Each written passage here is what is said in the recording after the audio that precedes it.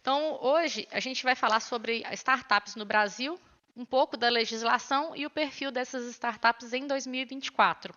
A gente vai passar pela um pouquinho de introdução, o contexto e importância de uma legislação específica no Brasil, o marco legal das startups, a lei do Inova Simples e a lei de inovação no Brasil, que fala principalmente do NIT e dessas relações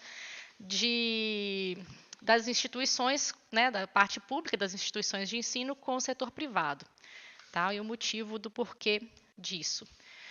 Então, como introdução na importância de uma legislação específica, a criação, né, de um arcabouço legal específico para startups no Brasil, ela reflete o reconhecimento da importância crescente dessas empresas para o desenvolvimento econômico, social e tecnológico do país.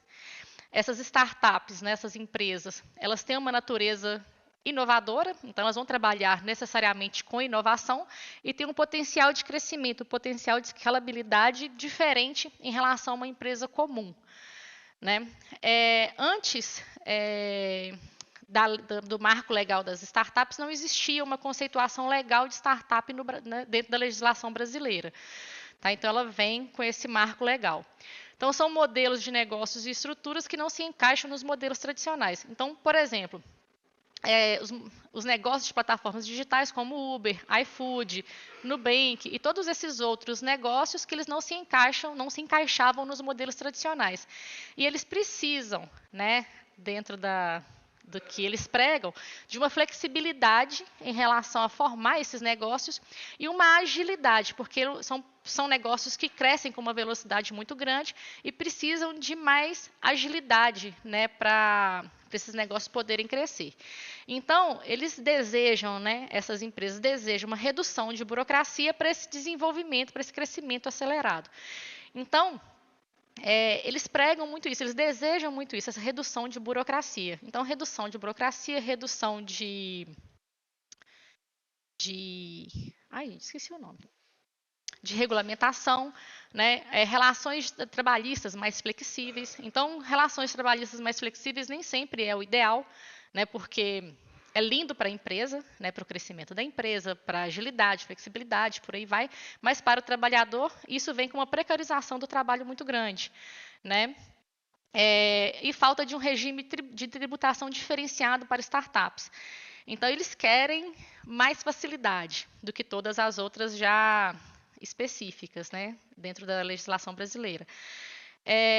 No caso, né, das relações trabalhistas mais flexíveis, tem sempre, igual eu falei, observar para que não haja precarização. Tá? Normalmente também, quando eles pedem regime de tributação diferenciado, uma coisa que acontece muito com as startups são que elas normalmente elas iniciam as atividades com um nível de endividamento muito alto. Tá? Então, por exemplo, uma empresa do Simples Nacional, ela tem a tributação dela toda é baseada no faturamento. Então, não interessa se ela tem lucro ou prejuízo, o tributo ele é todo cobrado em cima do faturamento da empresa. Tá? Mas as startups, elas iniciam com endividamento muito alto. Então, o que elas querem é utilizar desse prejuízo inicial para não pagar imposto. E dentro da tributação do lucro real, isso é realizado já, isso já existe. Né? E elas usam esse tipo de endividamento como alavancagem financeira para crescimento da estrutura e escalabilidade do negócio. E isso faz com que aumente também a lucratividade no longo prazo. Mas, vamos lá, se eu tiver muito complexo, vocês podem me parar, tá? Então, uma legislação própria para as startups, para esse tipo de negócio, ela é crucial para fomentar a inovação. Né? Então, você reduz barreiras burocráticas e oferece mais incentivos, atrair investimentos, né, com as empresas, na teoria, com segurança jurídica, atrai mais investimento. Então, por exemplo, no caso dos funcionários, com essa flexibilização trabalhista toda, né, e com principalmente dentro dos processos trabalhistas, quando o funcionário entra, se ele perder, ele que paga, isso aumenta a segurança jurídica para a empresa. É péssimo para o funcionário, mas aumenta a segurança jurídica para a empresa e ela consegue, dentro da precarização, aumentar o lucro dela. Então, se ela tem mais lucro, logo lá na frente ela vai ter mais investimentos também, porque é uma empresa mais lucrativa, apesar de todo esse passivo trabalhista existente. Uma Mariana, legislação. Oi, pode falar.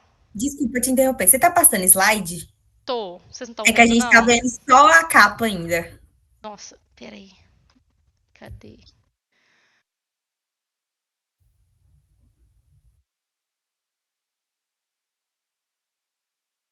Ah, eu vou fazer.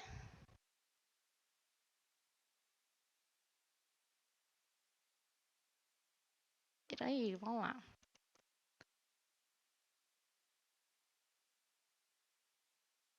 Tá tudo isso. Vocês estão vendo de novo?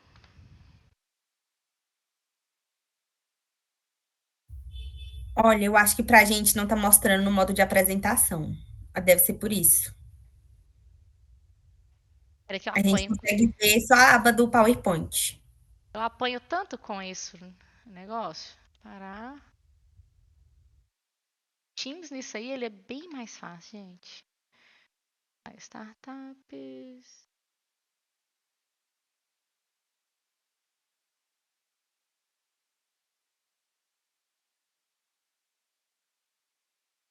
Ixi, funcionou não, né?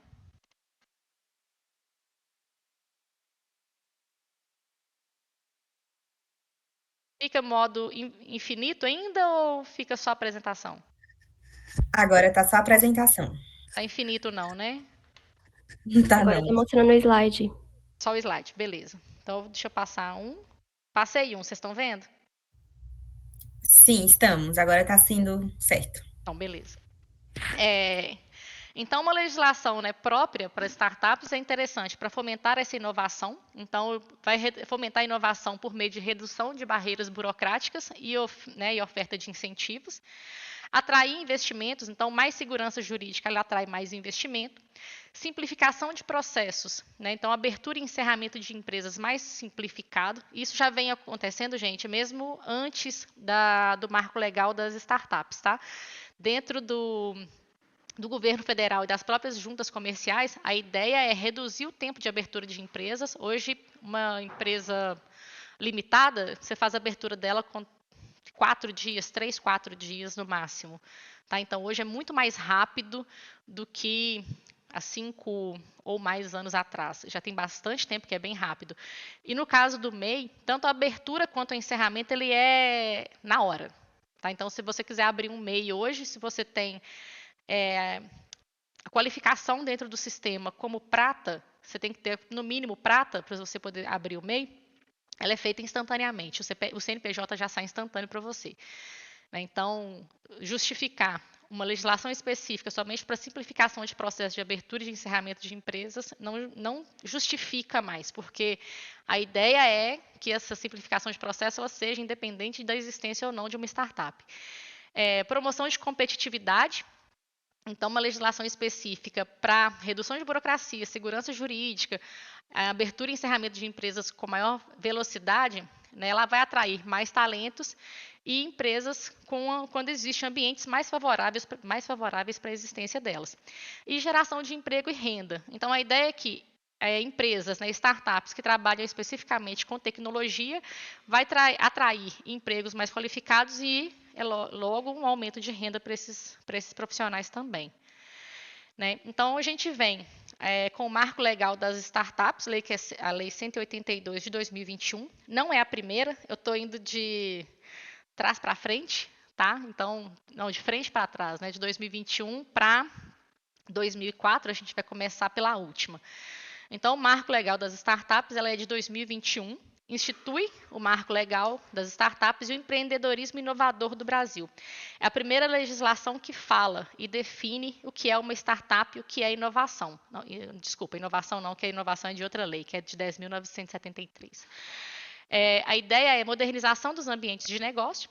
Ela reconhece o empreendedorismo inovador como um vetor de desenvolvimento econômico, social e ambiental e reconhece a importância das empresas como agentes centrais do impulso inovador. Né? Então, ela é a primeira lei que origina e conceitualiza startups no Brasil.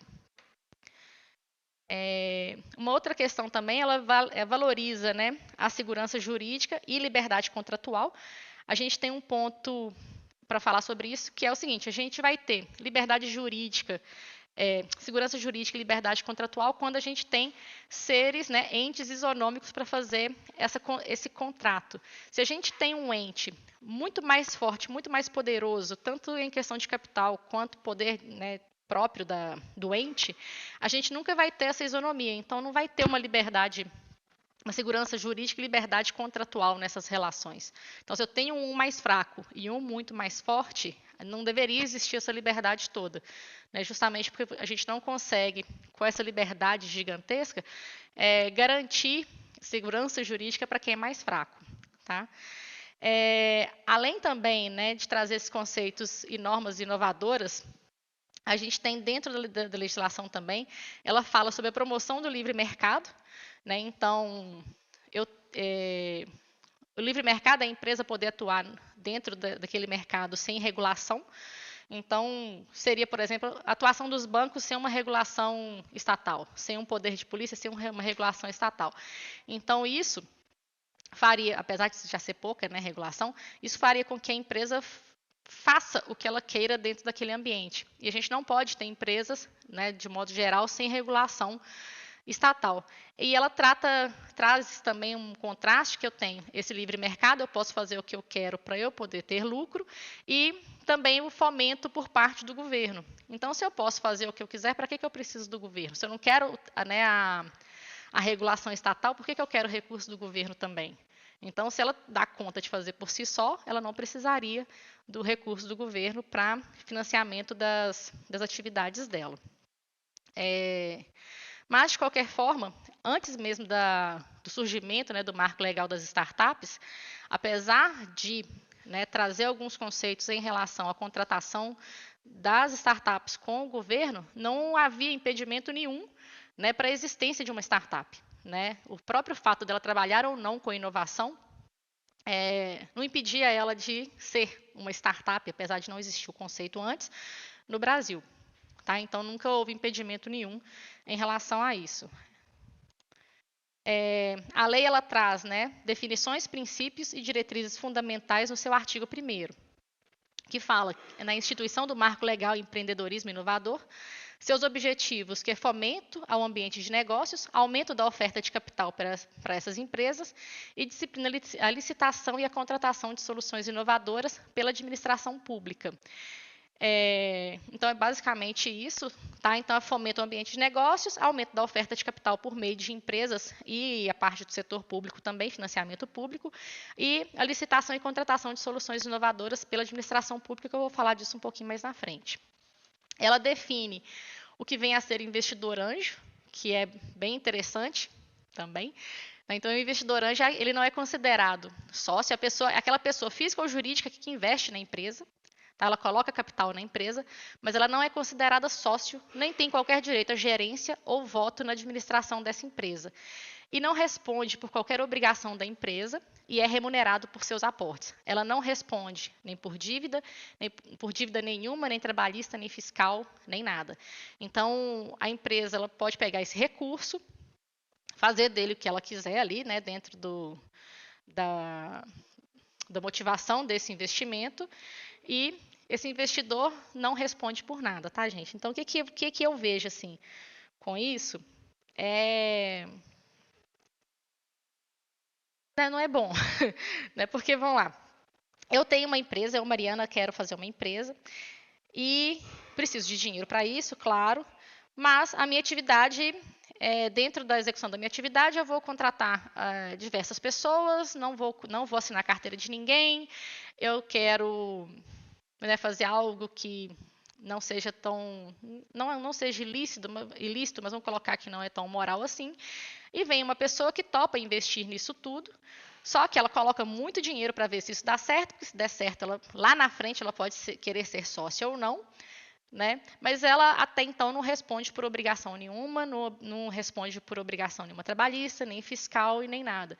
Então, é uma área cinza. Tá? Mas é interessante de, né, ler um pouquinho mais criticamente e é interessante também que dentro do Brasil, né, assim, de modo geral, a gente tem poucos investidores anjo, tá? A gente vai ter investidor anjo, por exemplo, Isso acontece no caso, eu vou contar só um caso, no caso do meu mestrado, que tem uma cervejaria que chama Waimi, Waimi, que ela é de Belo Horizonte. Aí uma das perguntas é, né, qual que é o seu gargalo, qual foi o seu gargalo financeiro, como é que você conseguiu esse investimento e tudo, né? Então, como é que quem investiu em você para você poder montar sua cervejaria? Ah, eu não tive problema e tal. Falei, beleza, mas como é que você conseguiu esse dinheiro? Papai e mamãe. Então, papai e mamãe colocou recurso na empresa do filhinho e montou lá a YME. Né? Então, assim, é muito difícil para uma empresa, qualquer que seja a empresa, ela ir no mercado financeiro, ela ir num banco, ela ir atrás de um investidor, se ele não tem amizade, se ele não é do meio, se ele não tem um parentesco, se ele não tem o famoso QI, um quem indica. Você simplesmente pegar o seu projeto e ir no banco, se você não tiver um recurso por trás para poder garantir esse investimento do banco, o banco não te dá dinheiro, não. Tá? No Brasil, pelo menos, isso nunca vi acontecer. Não vou falar que não existe, não, mas eu nunca vi acontecer que não seja por meio do QI, do famoso quem indica. Tá? E essa figura do investidor anjo, ela vem e ela está definida na lei justamente para tirar desse investidor qualquer obrigação legal em termos de solidariedade. Né? Então, se eu coloco um dinheiro numa empresa e essa empresa faz cagada, na teoria, né, quando a gente compra uma ação de uma empresa, por exemplo, eu sou tão solidário quanto todos os outros acionistas. E no caso do investidor anjo, não. Tá? Ele não é solidário em relação a nada. Eu coloco dinheiro, se der tudo errado, eu não tenho nada a ver com isso. Ela traz outra definição interessante também, que é o ambiente regulatório experimental, que é o sandbox regulatório.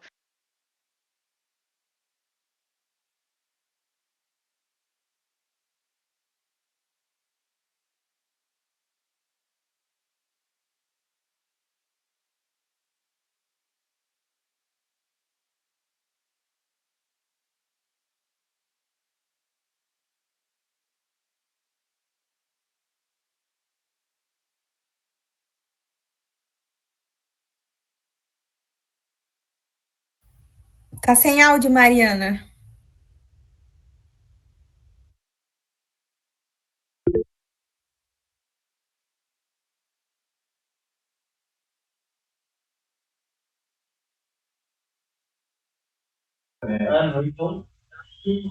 Ficou mudo.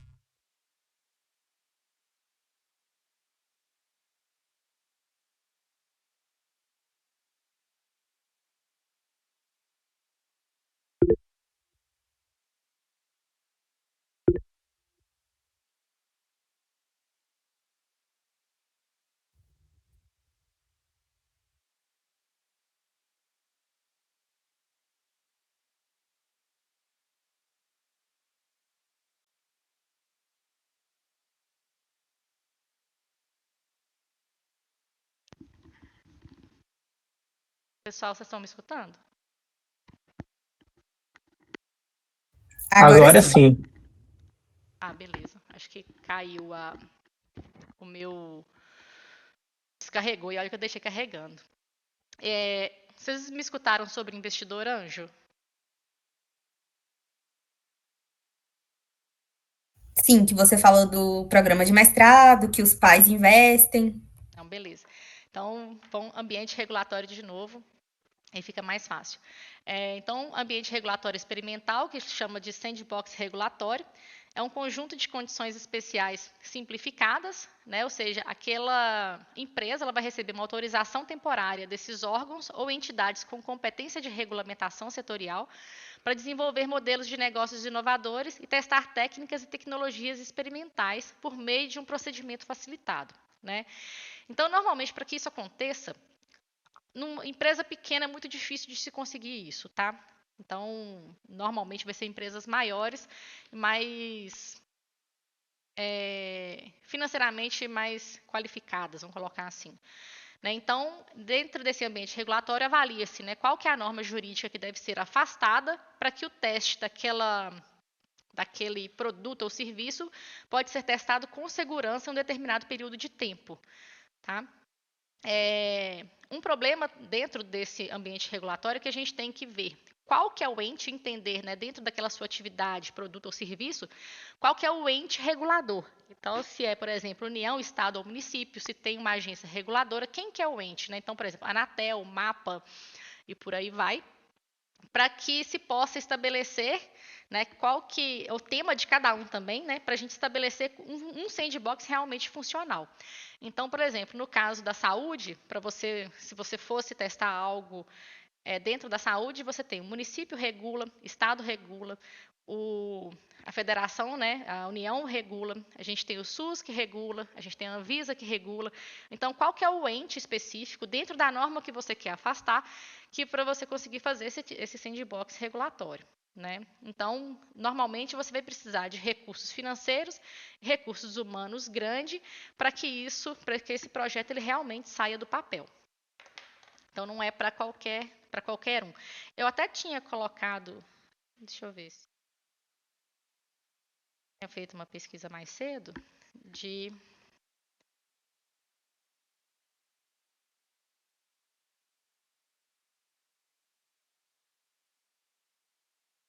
Brasil, para ver se realmente já aconteceu. Não sei se vocês estão vendo, tá? Então a gente teve no Banco Central um projeto da empresa Loop que desenvolveu uma plataforma para movimentar valores entre contas temporárias para pagamentos com cláusulas resolutórias específicas. Participou desse sandbox do Banco Central. Teve um de seguro, né, que foi ofertado, né, condições especiais e menos exigências regulatórias para projetos experimentais. Foi um cara que ele ofereceu seguro para carro e eletrônicos, tudo por meio digital. Né?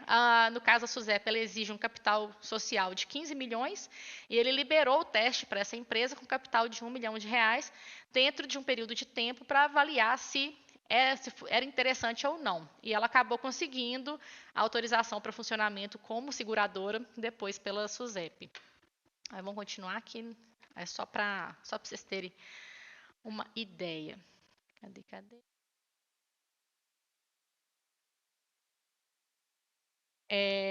Princípios e diretrizes que norteiam a lei, a gente tem, né? O reconhecimento do empreendedorismo inovador como vetor de desenvolvimento econômico, social e ambiental. Então, realmente, sem empresas, né, empresas inovadoras, para levar o desenvolvimento econômico para frente, econômico, social e ambiental, fica realmente mais complicado. Se a gente volta somente para a indústria de base, a gente fica parado no tempo, né, e não evolui o mercado, a economia nossa nacional para algo muito maior, para algo com mais valor agregado do que somente indústria de base pura e simples, né? Apesar de que a indústria de base também tem alto valor agregado dentro, né, de tecnologia dentro do setor. Incentiva ambientes favoráveis, liberdade jurídica, segurança jurídica e liberdade contratual. Já falei com vocês, né, no caso da liberdade contratual, quando a gente tem dois contratantes e um com poder muito maior do que o outro, essa liberdade contratual cai por terra. E a liberdade contratual, ela ampla e total, você perde também a regulamentação, né, a validade jurídica dela. Então, se eu permito qualquer tipo de contrato, qualquer coisa, não é legal. Modernização do ambiente de negócios em contexto de livre mercado. Então, isso é tirar o poder do Estado, né, como um poder regulador das empresas. Então, no contexto de livre mercado, ele fala isso, que sem essa regulação eu vou ter um crescimento muito maior, uma lucratividade muito maior, uma competitividade maior e, logo, uma inovação muito maior, o que não é necessariamente verdadeiro. Fomenta o empreendedorismo inovador para produtividade e competitividade. Aí ele sai da parte, não quero o Estado, mas agora eu quero o Estado porque eu quero fomento. Então, eu quero recurso público que fomente esse empreendedorismo para aumentar a produtividade e competitividade. Aperfeiçoamento de políticas públicas, vem aí o Estado de novo, né, justamente para fomentar as empresas. Promoção da cooperação entre setor público e privado. Então, eu tenho, dentro da lei de licitação, a possibilidade de contratação de soluções ainda em teste, né, para ser testada até, basicamente, né, então essa cooperação entre setor público e privado. Incentiva a contratação de soluções inovadoras, que é essa parte da licitação, e competitividade e internacionalização das empresas brasileiras e atração de investimentos estrangeiros. Então, se eu tenho um contexto de livre mercado, liberdade contratual, ambientes favoráveis, políticas públicas, eu tenho todo um ambiente favorável para trazer, né, atração de investimentos de empresas estrangeiras para a realidade nossa nacional. Então, competitividade e internacionalização. O artigo 4º, né, são enquadradas como startups, aí a gente começa a falar propriamente delas, as organizações empresariais ou societárias nascentes ou em operação recente, cuja atuação caracteriza-se pela inovação aplicada a modelo de negócios ou a produtos ou serviços ofertados. Então, dentro, o que a gente considera como startup? Startup ele não é um regime jurídico propriamente dito, ele é só uma qualificação temporária, né, no caso aí, um período de 10 anos. Então, caracterizado pela inovação aplicada a modelos de negócios, produtos ou serviços ofertados. Então, regimes jurídicos são o empresário individual, a empresa individual de responsabilidade limitada, sociedades empresariais limitadas cooperativas e sociedades simples. Tá? Então, dentro do que eu posso considerar startup, são esses os regimes jurídicos possíveis. O MEI não é um regime jurídico e ele não pode ser considerado como startup também. São startups também empresas com receita bruta de até 16 milhões de reais no ano. Pode parecer pouco, né? Desculpa, parecer muito, mas é pouco, tendo em vista a característica de inovação desse modelo de negócio. São startups também empresas com até 10 anos de CNPJ, então eu posso alterar o meu ato constitutivo, declarando que eu sou um modelo de negócio inovador, né, dentro da lei 10.973, e me caracterizar, enquadrar como startup, desde que a minha receita bruta seja de até 16 milhões de reais. Além, né, da figura jurídica, da receita bruta e do CNPJ de até 10 anos, eu tenho que declarar uma autodeclaração de modelo de negócio inovador ou estar enquadrado no regime especial Inova Simples, que é um regime, na hora que você começa a estudar, parece que é um MEI, mas não é MEI. Tá? Ele é só um regime dentro do Simples Nacional, dentro da Lei Complementar 123, que facilita a abertura e o encerramento de negócios, prioriza que a empresa ela possa pedir o registro de marca e patente prioritariamente em relação a outras pessoas, e que ela possa vender de maneira experimental o produto ou serviço dela dentro de um limite de até 81 mil reais, que é o mesmo regime do MEI. Tá? O Inova Simples, ele também é um regime jurídico. Vamos lá. Ainda dentro do marco legal das startups, né, a possibilidade de aporte de capital por pessoa física ou jurídica, com ou sem participação no capital social. Então, eu tenho o investidor anjo, e outras formas de investimento, tá, de outros investidores também, ele pode aportar recurso financeiro que inicialmente não vão integrar o capital social da empresa, mas que lá na frente ele pode vir a integrar o capital social. Então, eu pego uma empresa nascente, ou com até 10 anos aí de existência, e vou investir, né, nessa empresa sem participar do capital social dela. Logo, eu não vou ter direito a voto, direito à gerência, direito a nada, né, a não ser pela remuneração desse investimento que eu estou fazendo, mas eu não vou ser responsável por nenhuma dívida, nem se em caso de recuperação judicial, dívidas fiscais, dívidas trabalhistas e qualquer outra dívida. Então, eu invisto naquela empresa, né? É lógico que se eu coloco um valor muito grande dentro de uma empresa, mesmo que eu não tenha esse direito legal de gerência, eu vou conseguir sim ter, né, uma influência dentro daquela gestão, tá? Mas mesmo assim, eu não tenho responsabilidade nenhuma de acordo com o marco legal das startups. Então, os instrumentos de aporte financeiro possíveis, né, e que não integram o capital social inicialmente, mas que podem vir a converter como capital social são contrato de opção de subscrição, compra de ações ou cotas. Então, lá na frente, eu faço o empréstimo, mas eu tenho opção de subscrição e compra de ações ou cotas dessa empresa lá na frente.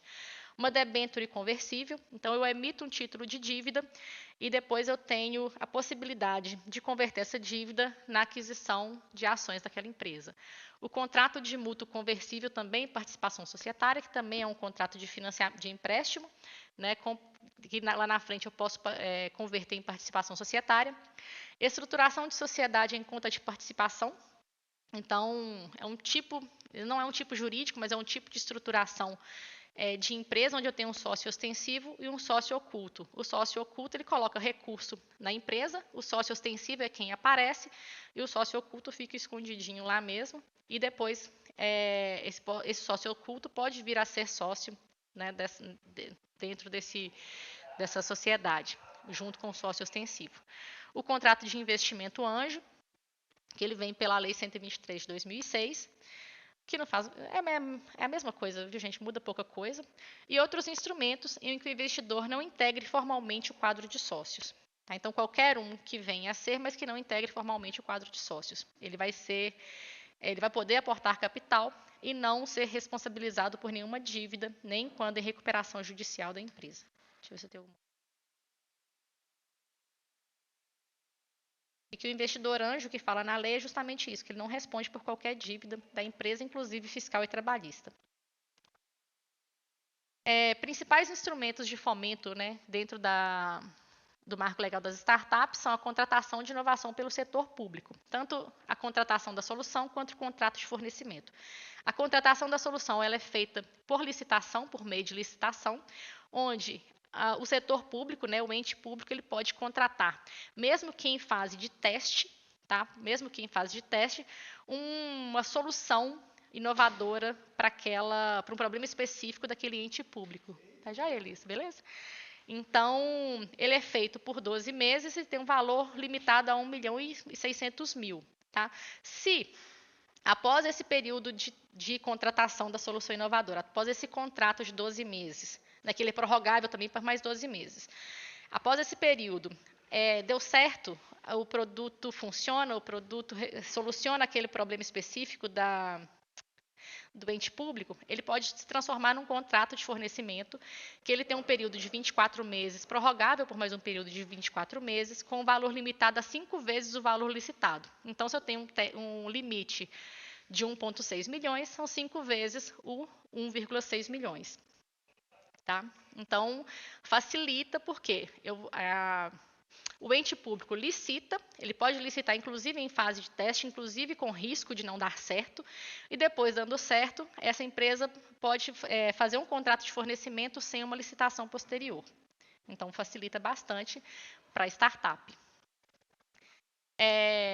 Então, a gente tem esse incentivo à participação de licitações, que a empresa de administração pública ela pode buscar ativamente soluções inovadoras de startups e pode se traduzir em editais de licitações mais flexíveis e adaptados às características dessas empresas.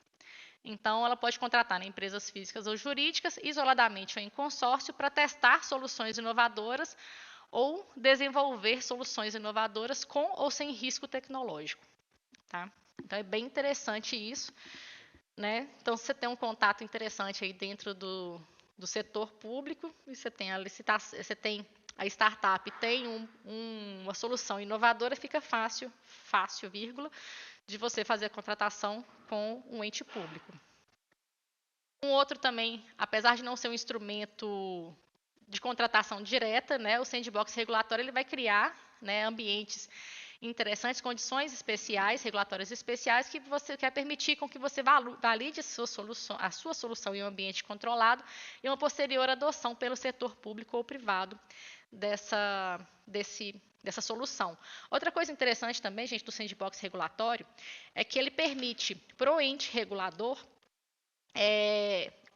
entender o funcionamento dessa solução, desse novo serviço, desse novo produto, e em cima desse aprendizado, ele melhora a regulação dele para aquele produto ou serviço inovador.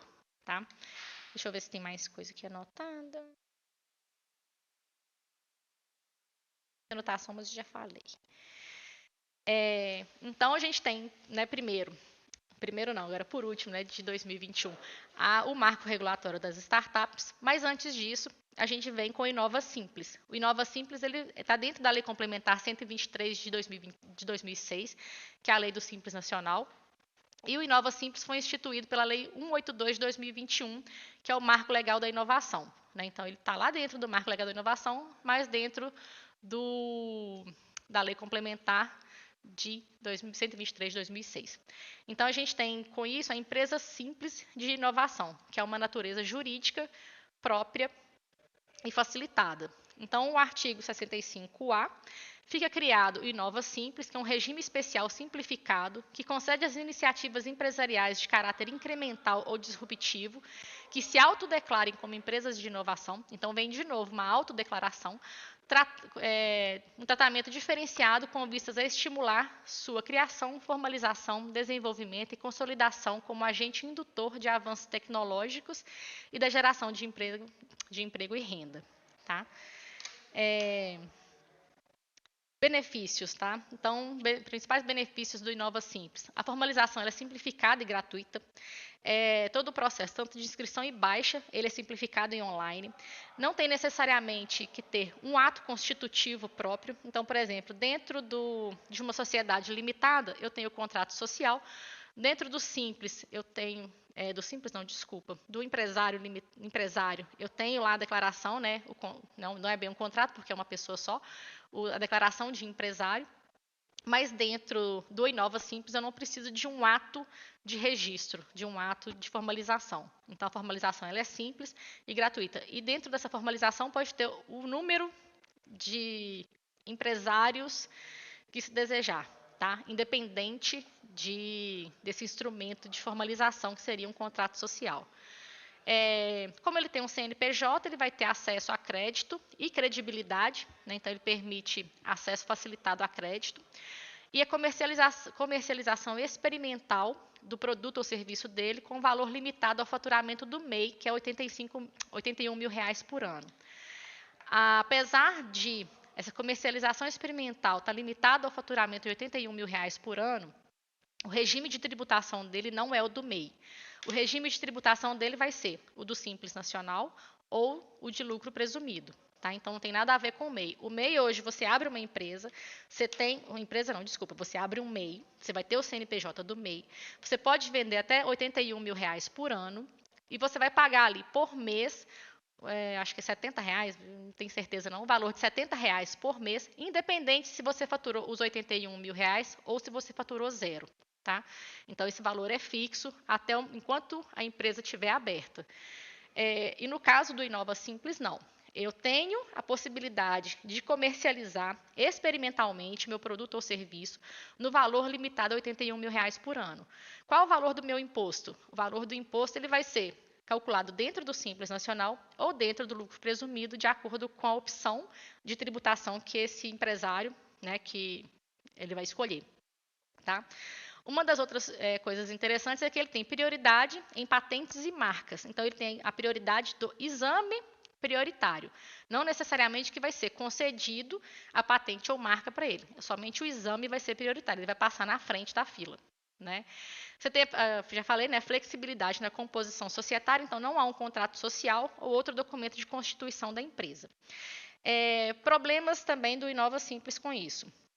Como a gente não tem essa composição societária formalizada, ou seja, não sou uma empresa limitada, um empresário de responsabilidade limitada, sociedade simples e por aí vai, a minha responsabilidade em relação a dívidas trabalhistas, fiscais e qualquer outro problema, né, qualquer outro endividamento da empresa, ele é solidário. Né? Então, o sócio, ele é, juntamente com a empresa, responsável por todas as dívidas dessa empresa. Não há necessidade de um capital social mínimo, então tem empresas, por exemplo, em Inova Simples, você pode abrir empresa até mesmo sem um capital social, né? Então não tem problema.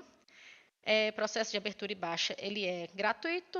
Deixa eu ver se tem mais coisa. Você tem, depois que você abre, né, o certificado do Inova Simples, então você vai ter lá, empresa, Inova Simples, empresa simples de inovação, e essa autodeclaração, ela a autodeclaração de que eu sou uma empresa inovadora, ela é necessária tanto dentro do marco legal da startup, né, no caso dos documentos de constituição, como dentro do Inova Simples. E antes disso tudo, a gente tem a lei de inovação. Então, eu tenho o marco legal das startups, o Inova Simples, que ele vem para facilitar essa abertura e fechamento de empresas, né, e principalmente esse exame prioritário de marcas e patentes, e antes disso a gente tem a Lei de Inovação. Né? Então, a Lei de Inovação é número 10.973 de 2004, E o principal objetivo dela é estimular a pesquisa científica e tecnológica no ambiente produtivo, promover a autonomia tecnológica do país e o desenvolvimento industrial, através da criação de um ambiente favorável para a aproximação entre o setor produtivo e as instituições de ciência e tecnologia para a geração de novos produtos e processos. Então, ele entende que o papel dos institutos, dos institutos de ciência e tecnologia e universidades federais, como o promotor de conhecimento tecnológico e científico. Né? Então, o que a lei quer? Ela quer aproximar as instituições de ensino, de ciência e tecnologia e universidades federais, com o setor privado. É isso que ela quer fazer. E ela entende que o conhecimento ele sai das universidades. Né? A maior parte do conhecimento sai das universidades. E isso é verdade, isso não é mentira também não. Então, ele traz o papel das ICTs e das IFES, né? Então, ele traz as instituições científicas e tecnológicas, que incluem os IFES e as universidades, desempenham um papel central na lei de inovação. Então, a legislação reconhece essas instituições como pilares para a geração de conhecimento e tecnologia, incentivando essas instituições a interagir mais ativamente com o setor produtivo. Tá? Então, uma das coisas que a gente está fazendo dentro do projeto de inovação é estreitar esse relacionamento da instituição científica, da instituição de ensino, com o setor produtivo. Então, a gente faz isso através das incubadoras e das parcerias público-privadas e outros. Então, o que a lei permite? O que a lei da inovação ela permite? As ICTs e as IFES fazerem? Compartilhar laboratórios, equipamentos e recursos humanos com as empresas, desde que esse compartilhamento não atrapalhe por exemplo, não atrapalhe o dia a dia do laboratório. Então, se eu tenho um laboratório de aula, eu posso compartilhar esse laboratório desde que esse compartilhamento não vai atrapalhar o objetivo do laboratório, que é o ensino. Tá? Ceder ou licenciar direitos de propriedade intelectual sobre suas criações, facilitando essa transferência de tecnologia para o mercado. Hoje, conversando até com um professor aqui que está na reitoria, ele comentou do coquinho, acho que é coquinho macaúba, que até veio uma empresa chinesa, acho que aqui para Montes Claros, que vai usar esse coquinho macaúba para alguma coisa, não sei o quê, mas que a pessoa, a pesquisadora, que era uma aluna, ela ganhou uma parte desse direito, desse licenciamento, bem pequenininho até por sinal, mas ela obteve esse recurso e a universidade também obteve um recurso muito grande. Então, quando a gente licencia um direito, a gente cede, mas principalmente licencia esse direito, a universidade recebe, o laboratório recebe e o pesquisador também recebe. Tá? E esse direito de propriedade intelectual, ele é um ativo dentro da universidade, dentro da instituição pública. Então, ele é um direito. Dentro da contabilidade, isso é um direito que ele vai gerar, ele tem potencial de gerar recurso financeiro para a entidade, ele é um direito dentro da contabilidade, ele faz parte do ativo da instituição. Ainda, a gente pode participar, como professores e pesquisadores, participar de empresas de base tecnológicas ou spin-offs. Então, permite que pesquisadores e professores se envolvam na criação de novas empresas a partir de resultados de suas pesquisas, sem perder o vínculo com a instituição. Aí eu não sei falar 100%, tá, gente? Mas até a última vez que eu estudei isso, o funcionário público federal, ele poderia participar de empresas, ele pode ser sócio de empresas, mas ele não podia ser sócio administrador. Tá? Então, eu não sei ainda se isso é válido ou não, tá? Então, não vou falar com certeza aqui, mas o professor ele poderia ser sócio, o funcionário público federal ele pode ser sócio de uma empresa desde que ele não seja o administrador dessa empresa, mas não tem problema nenhum ele ser sócio. Daí, com isso, ele não perde o vínculo. Ele só perde o vínculo com a instituição se ele for sócio administrador, mas eu não sei se isso ainda é válido. Então, fica uma ressalva aí, se alguém perguntar, vocês não têm certeza também. Então, para a gente estreitar esse relacionamento, tanto compartilhamento de laboratório, esse gerenciamento de propriedade intelectual e essa participação, esse incentivo dos pesquisadores e professores com novas empresas, vem os NITs. Tá? Então, os núcleos de inovação tecnológica, eles são previstos na legislação, não é invenção de nenhum professor aqui do Instituto, vamos colocar assim, ninguém agora eu quero ter um NIT. Não, isso já vem dentro da legislação e estabelece que todas as instituições elas devem dispor de um NIT próprio ou em parceria com outras instituições. Então, ela tem que ter. E a função do NIT, ela vem, essa gestão da política de inovação, né, proteger as criações e promover essas transferências de tecnologia, proteção da propriedade intelectual, tanto avaliar quanto proteger. O avaliar é muito importante porque para a gente solicitar a proteção de uma propriedade intelectual, fora direito de autor, tá? Vocês vão ver isso, que o direito de autor ele é automático e independe de pedido, mas a propriedade industrial ela depende dessa solicitação e ela tem custo. Então não justifica a gente proteger toda e qualquer propriedade industrial, mesmo que ela não seja um ativo propriamente dito. Então, o ativo, igual eu falei, é aquilo que tem potencial de trazer um retorno financeiro para a instituição, e esse sim, ele é válido, essa proteção.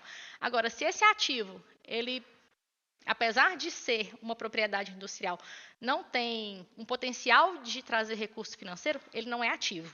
Tá? Então, não justifica eu gastar um recurso com ele, tanto para solicitar essa proteção, quanto, quando eu falo recurso, também de toda a instituição, um recurso de todo o pessoal envolvido, e solicitar essa proteção, sendo que ele não vai gerar nunca um retorno financeiro. Então, não justifica uma proteção por si só. O NIT ainda, ele faz essa gestão de transferência de tecnologia, né? Então é uma ponte entre as instituições de ciência e tecnologia e o setor produtivo, que é garantir que essas inovações elas realmente vão chegar ao mercado e não vão ficar presas dentro do setor acadêmico, dentro, né, do setor acadêmico mesmo. E apoio ao empreendedorismo, que é apoiar tanto alunos e pesquisadores na criação de empresas de base tecnológica, que seriam por meio das incubadoras, né, mesmo. No caso, apoiar tanto alunos quanto pesquisadores na criação de empresa, não é que também a criação de empresa por si só. Então, a criação de empresa ela tem que ter um produto viável, ela tem que ter potencial de escalabilidade, potencial de transformação social, de transformação econômica dentro daquele município. Então, não justifica por si só também criar, abrir e fechar empresas. Né? Então, ela tem que ter realmente um potencial de mudança dentro daquela localidade, dentro daquela região. Então, além dos NITs, também a gente tem o incentivo a essas parcerias público-privadas. Então, é a participação da empresa privada dentro do instituto, né, dos institutos. Então, regulamenta essas parcerias no campo da ciência, tecnologia e inovação. Estabelece um ambiente jurídico mais seguro para empresas e as ICTs colaborarem em projetos de pesquisa e desenvolvimento.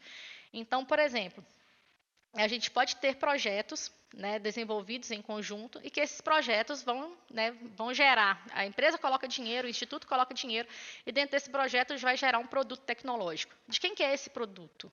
Como é que ele vai ser feito esse licenciamento dessa tecnologia? Vai ser feito um licenciamento? Não vai? Justifica, por exemplo, um produto de utilidade pública, de saúde pública, ser licenciado ou, né, como é que seria esse licenciamento? Ou seria só cedido para o governo? Como que seria? Como é que seria essa relação toda? Tá? Então, a legislação, essas parcerias público-privadas, elas têm agora esse ambiente jurídico mais seguro, tem normas para que isso seja feito, esses convênios e contratos, e tem uma regulamentação toda própria. Tá? Então, permite, né, a existência de convênios e contratos, participação de empresas em projetos dentro das ICTs e estímulo à pesquisa e desenvolvimento e inovação. Então, por exemplo, eu posso ter uma empresa hoje e eu desejo desenvolver um produto juntamente com o Instituto, então eu coloco o dinheiro, né, dentro deste projeto, o Instituto pode ceder laboratório e mão de obra para o desenvolvimento desse produto específico e no final o produto ele vai ser tanto dos autores, quanto do Instituto, quanto da empresa e a forma como depois esse produto vai ser comercializado, tudo isso ele já pode ser definido dentro do convênio e dos contratos de parceria. Tá? Então, a gente também tem o fomento à criação dos ambientes de inovação, que seria, por exemplo, as incubadoras. Tá? Então, a lei ela vem incentivar a criação e o fortalecimento desses ambientes promotores de inovação, como os parques tecnológicos, incubadoras de empresas e aceleradoras de empresas. São cruciais para a interação entre universidades, empresas e governo e facilita o fluxo de conhecimento e transformação de ideias em produtos e serviços inovadores. Então, a lei também ela prevê né, além da existência de parques tecnológicos, incubadoras de empresas e aceleradoras, prevê também o fomento disso por meio de recurso público. Tá?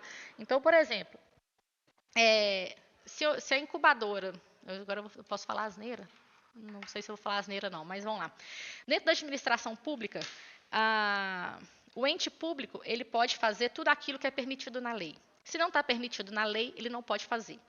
Tá? Então, aí expandindo esse conceito para dentro da universidade, né, dentro do instituto, o instituto ele pode fazer tudo que a lei permite ele fazer.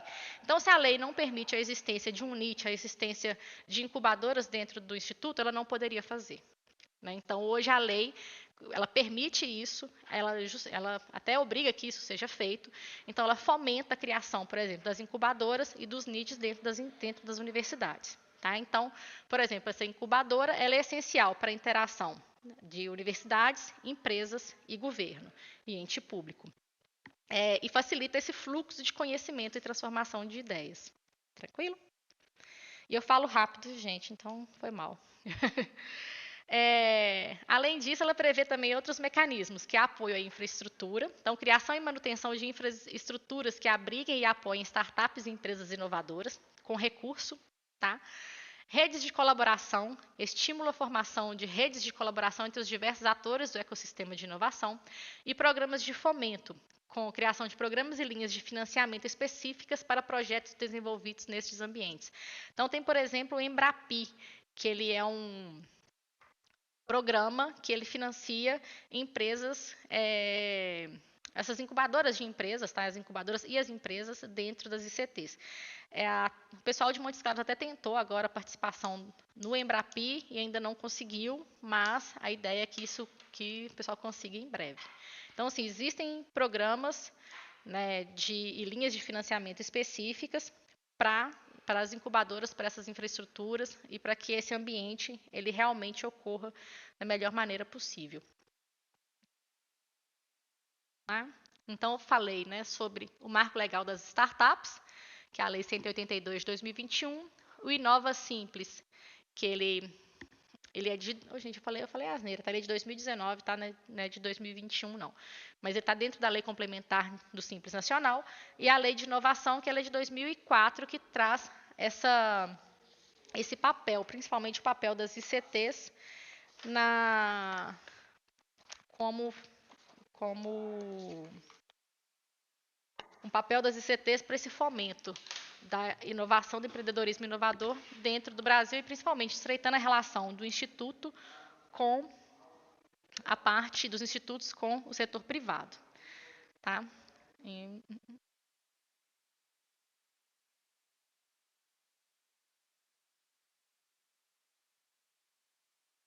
Aí eu vou trazer para vocês aqui, gente, um pouquinho do perfil das startups no Brasil em 2024. Tá? Foi uma pesquisa realizada pela Associação Brasileira de Startups. No ano de 2024, foram consideradas 3.005 startups em 370 cidades do Brasil. Existe uma média de 14 mil startups no Brasil em 2024. O nível de confiança dessa pesquisa é de 95%, com 2% de margem de erro. Depois, eu não trouxe a pesquisa toda, porque ela é bem grande. Depois, se vocês quiserem, eu passo o PDF completo para vocês. Não tem problema, não. Então, a gente tem esse perfil de distribuição regional. A gente tem o Sudeste com 57,6% do volume de startup no Brasil, sendo que São Paulo concentra 40,7% de todas as startups. Então, São Paulo ela passa na frente de todo mundo, sim, de lavada. Minas Gerais tem apenas 8,9% das startups. Então, dessas 14 mil, 8,9% elas estariam dentro de Minas Gerais, o que, tendo em vista São Paulo, é muito pouco. Então, a gente tem muito que correr atrás aí, tanto na criação de startups, né, quanto da atração de novos investimentos para dentro do Estado. Desse volume todo de startups, o principal segmento é dentro de educação. Então, a gente teria aí, por exemplo, Duolingo, Hotmart e vários outros aí canais, né, tecnologias voltadas para a educação. 9,7 para finanças, 9,2 de desenvolvimento de software, 8,5 saúde e bem-estar, 4,7 varejo, 4,6 recursos humanos, depois vem marketing, agronegócio, logística e indústria. Então, o principal segmento são educação, finanças e software, além de saúde e bem-estar também, que está dentro aí, acima aí dos 8% de concentração. Ou seja, possivelmente elas são as mais lucrativas. Senão não estava ninguém abrindo dentro desses 3 segmentos. O perfil das startups, 8,8 ainda na fase de ideação, 20,7 na validação, ou seja, teste, prototipagem, e validação do produto para entrada no mercado, 25% operação, ou seja, início de operação dessas empresas, 29,9% em tração, ou seja, uma operação mais madura, já tem uma base de clientes mais consolidada e processos mais estabelecidos. E 15,5% em fase de crescimento e escalabilidade, mas na verdade um crescimento mais rápido. Entre operação e tração, você tem aí um crescimento natural, orgânico, e 15,5% aí em escalabilidade, que seria um crescimento mais acelerado desse negócio. Dentro dos tipos de modelo de negócio, então além, é claro, lá de educação, saúde e finanças, a gente tem um modelo de negócio, o SaaS, que é software como serviço. Então, ele atende aí, ele concentra 39% dos tipos de empresa, seguido de venda direta, clube de assinaturas, marketplace e outros. Então, esse software como serviço, ele seria, por exemplo, a entrega do software por meio de nuvem, pela nuvem por meio de um pagamento recorrente, uma assinatura. Então, por exemplo, os softwares de contabilidade hoje, eles são assim. Então, eu tenho o software, está instalado no meu computador bonitinho e eu tenho que fazer essa assinatura, esse pagamento mensal recorrente para poder fazer o uso desse aplicativo, desse software. No que eu não pago, eles cortam meu acesso e se cortar meu acesso complica tudo. Mas a maioria dos softwares são assim. Então, por exemplo, um curso de inglês, o pagamento lá do Duolingo, Premium, Plus, se você não paga, você tem esse serviço cortado também. Então, o fornecedor, no caso da contabilidade, ele é responsável tanto pelo desenvolvimento, manutenção, atualização e a infraestrutura toda desse produto. Então, ainda no caso da contabilidade, todo mês praticamente tem uma norma nova, uma regra nova, e eles têm que fazer a atualização desse programa e me fornecer essa atualização, e eu pago todo mês essa assinatura. É triste. Antigamente a gente comprava o software, e ele não era atualizado nunca. Tem até um problema com isso, gente, que é o seguinte, por exemplo, e isso é feito com várias coisas, tá? Por exemplo, trator e por aí vai, você tem vários. As grandes empresas hoje, elas vendem o produto e vendem o pacote do software junto com esse produto. Só que no Brasil é o seguinte, se eu preciso do software para funcionar o meu produto, então eu comprei dentro lá a gente também tem uma confecção, tá? Eu faço muita coisa. Então, dentro da confecção, a gente tem uma máquina de corte automatizada. E para essa máquina de corte, eu preciso de um software para ela funcionar. Tá? Então, se eu compro a máquina de corte e esse software, ela depende desse software para funcionar, esse software ele tem que estar incluído dentro do meu preço da máquina de corte. O que as empresas fazem normalmente é, te vendo a máquina, instalo o software e todo mês eu passo a te cobrar por esse software, ou uma atualização, ou qualquer coisa que seja. Então, elas fazem isso, as pessoas não discutem e ela continua recebendo. Só que, para minha máquina funcionar, eu preciso desse software e eu não tenho que fazer pagamentos adicionais e recorrentes para que a minha máquina funcione. Tá? Então, se você briga, até mesmo discute com a empresa, ela te libera o software e nunca mais fala-se nisso. Isso acontece hoje também com trator, não estou falando do trator porque foi o que eu li, então esses tratores da John Deere aí, eles têm agora um aplicativo que se você não tem ele atualizado, o seu trator não funciona. Então eu compro lá uma colheitadeira, e se essa colheitadeira precisa do software para funcionar, todo mês o cara vai estar pagando pelo software, mesmo que essa colheitadeira dependa desse programa. Então a empresa simplesmente corta e você vai ter que brigar e discutir para que ela te libere esse software. Faturamento anual. Então, a gente tem 22, 30, 40, 50, 50% das empresas com faturamento de até R$250 mil anuais. Tá? Então, isso é uma pequena empresa, na verdade, uma microempresa dentro do que a gente considera como porte em termos de faturamento. E somente 6,5% tem faturamento acima de 5 milhões, que ainda é considerado, dentro do Simples Nacional, uma microempresa ou empresa de pequeno porte por conta desse limite de faturamento. 11% não declarou faturamento ou não tem faturamento justamente porque ainda estão em fase também de ideação. Tá? E tem um faturamento médio, as empresas, de 737 mil por ano, que não é tão grande assim, é pequeno, se você considerar faturamento e não lucro. Quantidade de colaboradores. Uma outra forma também da gente medir porte de empresa é pelo número de colaborador. Então, eu tenho faturamento, né? Então, até, se eu não me engano, o Simples pode ir até 16 milhões de reais, então até 16 milhões de reais é uma empresa de pequeno porte, uma microempresa, ou empresa de pequeno porte. Acima disso, seriam considerados uma empresa de grande porte, tá? E a gente tem também considerando o número de funcionários. Normalmente, uma pequena empresa ou empresa de pequeno porte, ela vai até aí uns 200 funcionários, dependendo do tipo de serviço ou produto que ela faça. Tá? Então, no caso, você ter 100 funcionários não quer dizer que você é uma grande empresa, não. Quando meus pais eles começaram a fábrica de roupa, eles trabalhavam com uniforme. Chegou a ter uma média de 100 colaboradores dentro da empresa e a gente estava longe de ser considerado uma grande empresa. A gente era uma pequena empresa ali ainda. Então, você tem aí entre 501 e 1.000 funcionários, né, 0,1%. Se a gente faz uma conta básica aí de 1.000 funcionários recebendo somente um salário mínimo, dá em torno aí de 3,5 milhões de custo de folha, se todos eles receberem apenas um salário mínimo. Né? Então, não é uma empresa com faturamento aí de 5 milhões que vai ter esse volume de funcionários. Vai ser uma empresa muito, mas muito maior. Então, a média de colaboradores para a maioria das startups ela está aí em 20 funcionários. Com quem que essas startups se relacionam? Tá? Então, 49% com os hubs de inovação. Então, a gente vê aí a importância dos hubs de inovação para esse relacionamento com as startups. 32% com outras corporações. 31% com a academia, então com os hubs de inovação e com as instituições de ensino. 21% líder de comunidade, setor público e também nenhuma das outras opções.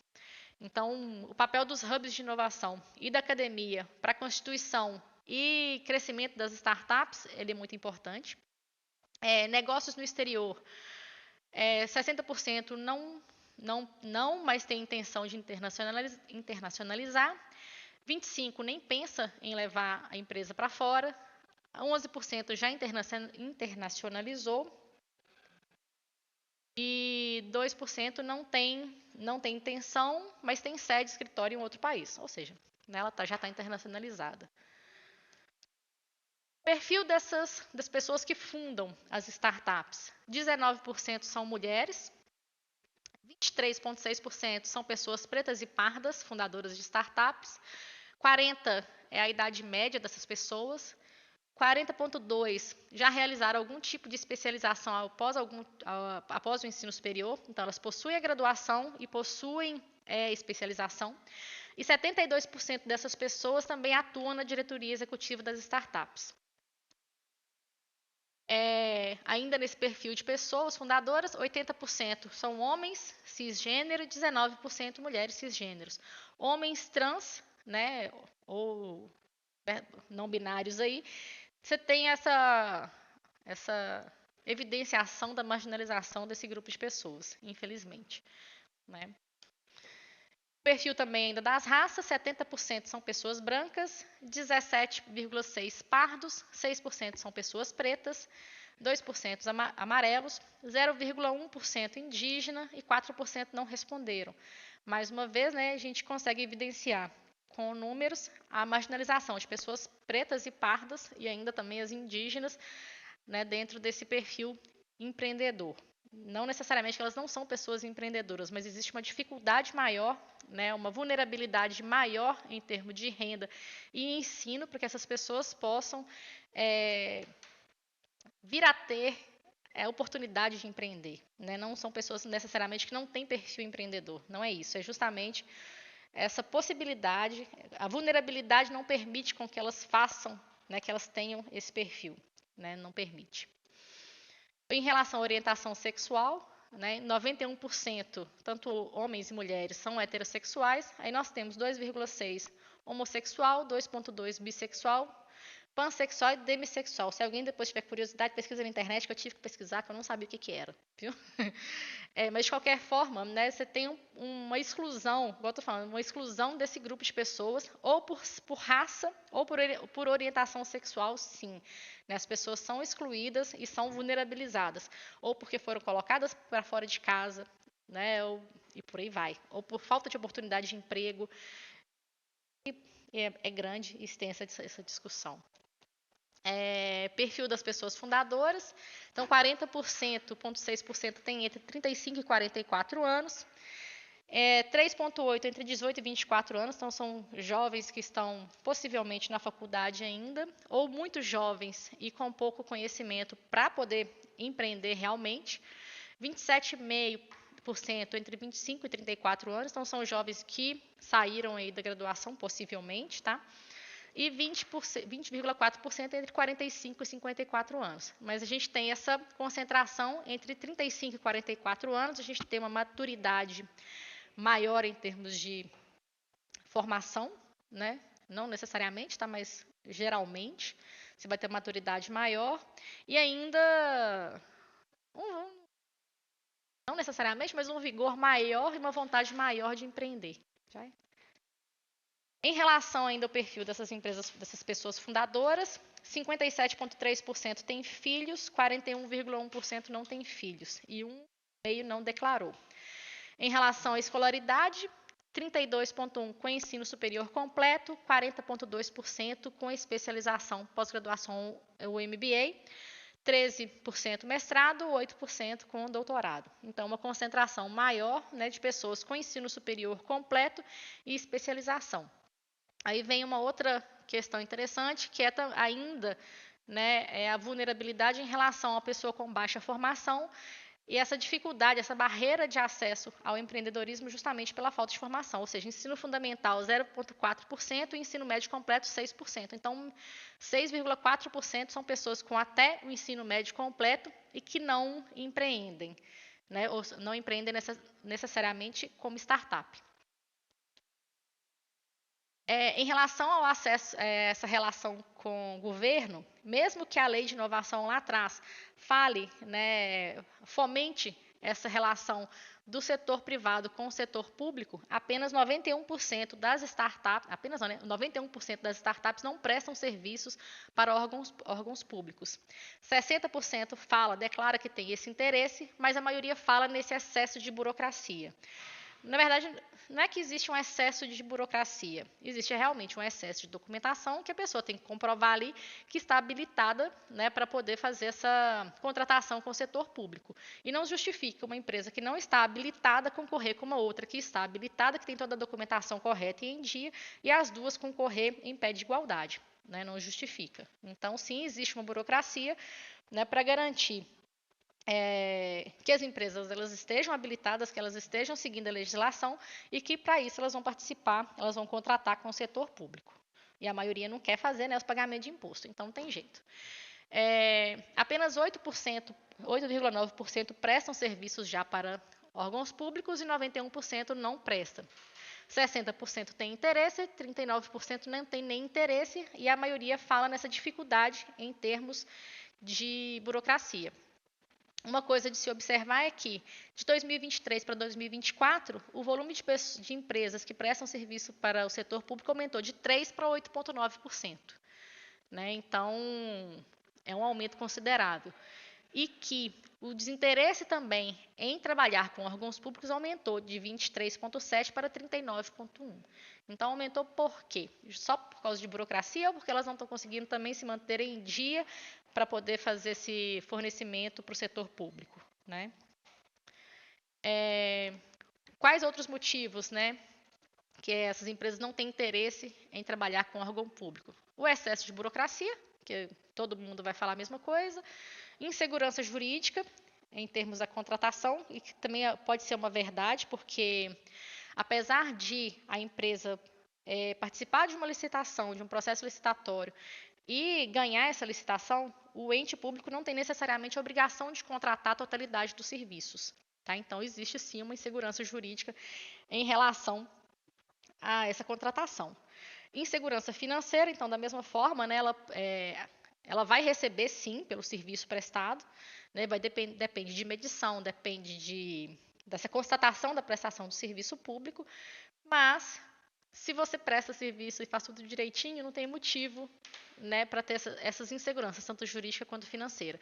E 29,2% declararam outros motivos para não ter interesse de trabalhar com órgãos públicos. E é isso. Enfim, eu ia pôr um gatinho aqui no final, mas eu desisti do gatinho, porque eu achei que ia ficar muito barango.